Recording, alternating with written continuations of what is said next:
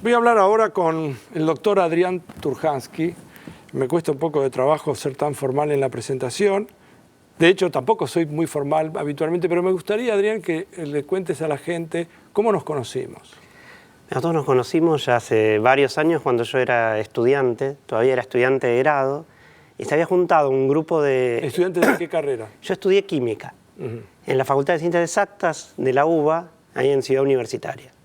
Y se habían juntado estudiantes de grado, estudiantes de posgrado, algunos docentes, para discutir el tema de que, de alguna manera, todos estábamos encerrados en nuestra propia área.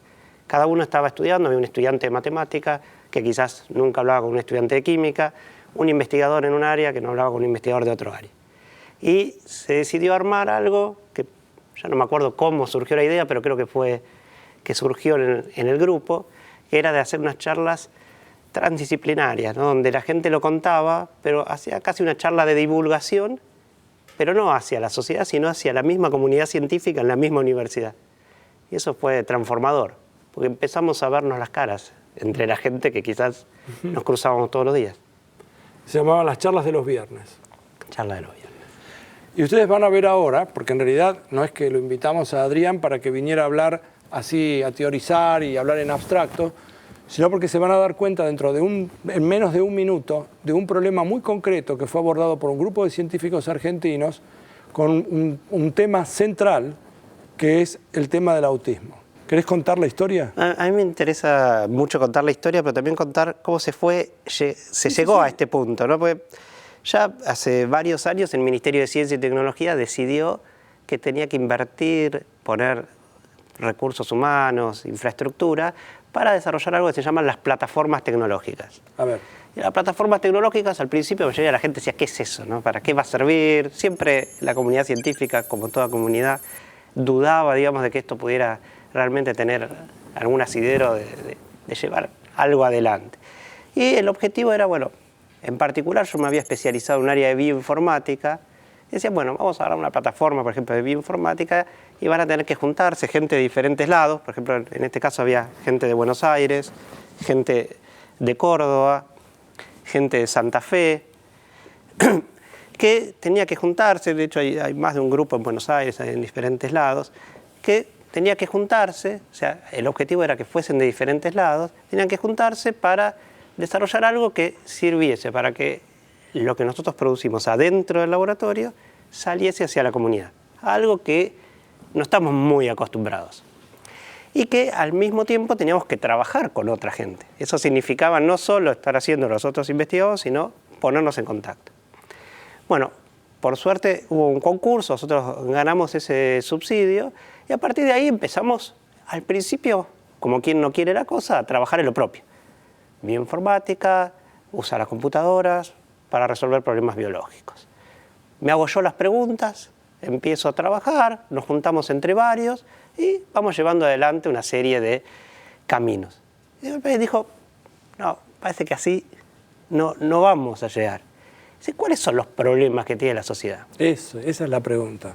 Entonces yo dije, bueno, hay problemas de la industria. Me acuerdo que primero se generó una reunión donde se invitó a empresarios, que algunos trajeron sus problemas, sus dudas. Ahí empezó una cierta sinergia de empezar a ver algunas problemáticas. Por otro lado, un día, entre los tantos servicios, gente que nos consultaba, apareció un médico. Y el médico era un médico llamado Marcelo Kaufmann, que trabajaba con chicos con diferentes... ¿Es pediatra, Marcelo? Marcelo es neurólogo, pero trabaja con chicos. Y él tenía la especialización de... él lo llamaba neurogenética, ¿no? ¿Por qué? Porque él estudiaba los diferentes casos de los chicos que llegaban al consultorio, aquellos que tenían, lo llamaban enfermedades raras o poco frecuentes, y que él podía ver que esas enfermedades tenían un problema genético, o sea, que era una ascendencia. ¿Era una sospecha o él sabía? Bueno, uno tiene tiene una sospecha fuerte de que hay un problema genético. Ajá. Lo que no sabe es cuál, pero tiene una sospecha fuerte. ¿Por qué? Porque, por ejemplo, en general uno se fija en la historia de esa familia, quiénes tuvieron esa enfermedad. Pero no es por el estudio del ADN en particular, no, sino por la historia familiar. Por la historia familiar. Algo que parece como hereditario. Claro, en este caso parece hereditario. hay diferentes casos, pero el caso que nos motiva esta charla, 3 hermanos, los 3 tenían la enfermedad, era una enfermedad rara, que bajo todo tipo de diagnóstico no la podía encasillar en nada conocido. ¿Cuánto tiempo hace de esto para Y poner esto situarlo? ya fue, mirá, yo diría 2 años. 2 años. Un poquito más quizás. Ahí entró en juego otra plataforma, la plataforma de genómica. Bueno, otra plataforma más, sí, había otra plataforma que también tiene gente en diferentes lugares del país. Yo creo que tiene gente también en Santa Fe, tiene gente en 2 lugares de Buenos Aires y hay gente también ahora no me acuerdo qué otra provincia relacionada, digamos, con el instituto de el INTA, ¿no? El de agropecuaria. Ajá. Bueno, entonces el conocimiento de este grupo de genómica son, en particular, en general, biólogos del lado molecular que trabajan con máquinas que son capaces de secuenciar toda la información que hay en el genoma de una persona en tiempos cortos, a bajo costo, y poder hacer todo ese tipo de experimentos. Entonces dijeron, quizás la respuesta de estos chicos venga por secuenciarles el genoma entero. Dice, bueno, vamos a secuenciar el genoma entero. Claro, si uno... 15 años atrás hubiera sido imposible. No solo hubiera sido imposible. Se terminó el primer genoma en el 2003, dicen que lo acabaron. Gastaron alrededor de $1.000 millones de dólares. Y hoy estamos hablando de poder secuenciar un genoma, hoy, no el día que lo hicimos, pero hoy a $1.000. En tiempos cortos, en menos de una semana, días. Claro. Entonces, ante ese desafío dijimos, bueno, este es un desafío importante para las plataformas. En la Argentina nunca nadie secuenció y encima esto lo podemos hacer trabajando con gente de medicina, gente de informática, gente de química, gente de biología, todos juntos para tratar de resolver un problema que... Un problema concreto, además. Concreto. Estos chicos tienen una enfermedad, se sospecha que es de índole genético, hay que buscar qué mutación tienen. Entonces, ese es un desafío extraordinario. para nosotros fue hermoso, porque había ya información a nivel mundial, ¿no?, de cómo encarar este tipo de cosas, pero nunca se había hecho acá. Y teníamos que, desde instalar el software hasta los problemas de la máquina no es lo suficientemente rápida, o cómo nos pasamos la información, si son secuenciados los genomas, desde Santa Fe, por ejemplo, a Buenos Aires, que si anda la internet a la velocidad que tiene que andar, la información ya toda procesada y que nosotros necesitábamos ocupaba 600 gigas, y a pasar en tiempo. Bueno, todo eso hizo todo un montón de desafíos. Por ejemplo, por un lado, se movilizó, que ahora ya está funcionando, InnovaRed, que es otra línea del Ministerio junto con el CONICET, para tener velocidad de Internet 2 entre diferentes centros del país. Para acelerar la velocidad de comunicación. Para acelerar la velocidad de comunicación. Y este era un ejemplo claro donde se necesitaba. Bueno, entonces en este desafío, lo primero que se hizo fue, por un lado, el médico trabajaba con los pacientes, está en el Hospital Ramos Mejía, hace la extracción, purificación del ADN y lo manda a secuenciar. Bueno, se empieza toda la corrida, todo el momento de decir, bueno, va a llegar en una semana, ahí están los genomas. Y nosotros, por otro lado, con la gente de informática y con los montamos todo el software. Ahora tengo que hacerte una pausa en lo siguiente, que es, ustedes conjeturan, ahora empecemos a hablar específicamente del problema. Ya lo hemos situado, se entiende la importancia que tiene, no por el problema propiamente dicho, sino el trabajo conjunto, interdisciplinario, nacional. Pero al mismo tiempo ahora empieza la conjetura propiamente dicha. A mí me traen los genomas de 3 criaturas y yo tengo que buscar, no sé si se busca como si fuera un disparo en la oscuridad, tengo que buscar alguna diferenciación con respecto a lo que sería la normalidad. Bueno, ahí el ¿Se trabajo, entiende mi pregunta? No, perfecto. Ahí el trabajo viene que, como es buena parte, ¿no?, de la ciencia, que uno se va apoyando en cosas que se hicieron antes.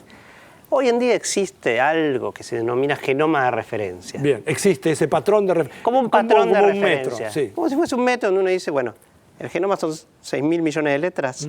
Están guardadas 6.000 millones de letras que uno tiene como cierta referencia. Sí. Ahora, por otro lado, uno tiene muchos genomas que han sido secuenciados. Sí. Con lo cual uno empieza a saber la variabilidad que hay por cada posición. Bien.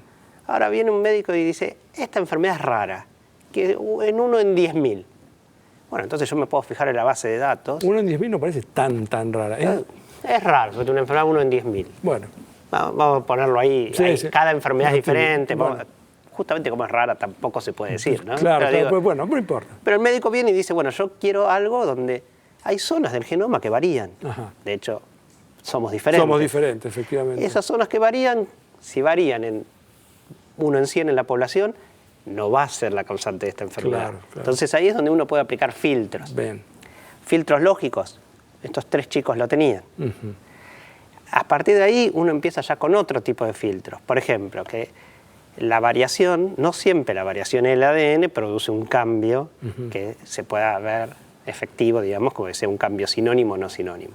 Pero también puede haber variaciones que el médico dice, yo tengo sospecha de este grupo de genes.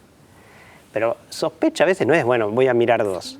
Entonces, mira, solo para tener una idea, de los 3 hermanitos compartían 4 millones de variantes. O sea, acá, perdón, cada uno tenía 4 millones, compartían 2 millones de variantes. Ajá. Y después ya cuando empezamos a filtrar, uno va bajando ese número. Va reduciendo el número. Y va reduciendo, hasta que el médico dice, bueno, a ver, busquemos, bajame con software, ¿no? Todos los genes que tienen que ver con autismo, que tienen que ver con este tipo de decir, que alguien alguna vez reportó, todos los que tengan que ver con TAM-vía. O sea, ahí hay un trabajo ida y vuelta. O sea, nosotros recibíamos al médico en el día a día a trabajar con el software. A ver, filtrame estos otros, mostrame aquellos. Tiene que haber habido un día, de todas maneras, Adrián, en donde algo de pronto encendió una suerte de alarma. Sí. A ver, cuando ya se llegó se fueron descartando varias. O sea, hubo varias falsas alarmas. Así Sí. que, no, este parece, pero bueno, pero este no parece que vaya a producir nada en la proteína. A verle, hasta que en algún momento, y ahí ya fue el médico, ¿eh? Por eso ahí el que hace el diagnóstico ahí es el médico, y es el que después va a tener la responsabilidad de hablar con los pacientes. Sí. Entonces ahí llegó al final y de golpe vio 2 genes, vio un gen, ese gen automáticamente, ¿no?, fue a los papers, leyó la descripción en otros casos y dijo, esto se parece mucho a lo que yo estoy viendo. O sea, que una mutación en el gen Había visto una delesión en el gen. de lesión. Quiere decir que el gen no está, Ajá.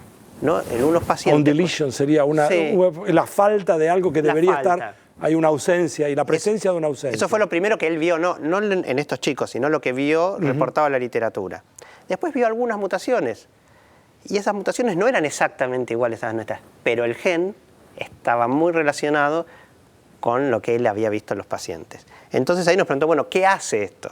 Bueno, y justo esto, de todo el gen, cortaba una parte. Entonces ahí empezando ya uno empieza, ya va a ser rigurosamente. Entonces a leer y decir, sí, parecería que...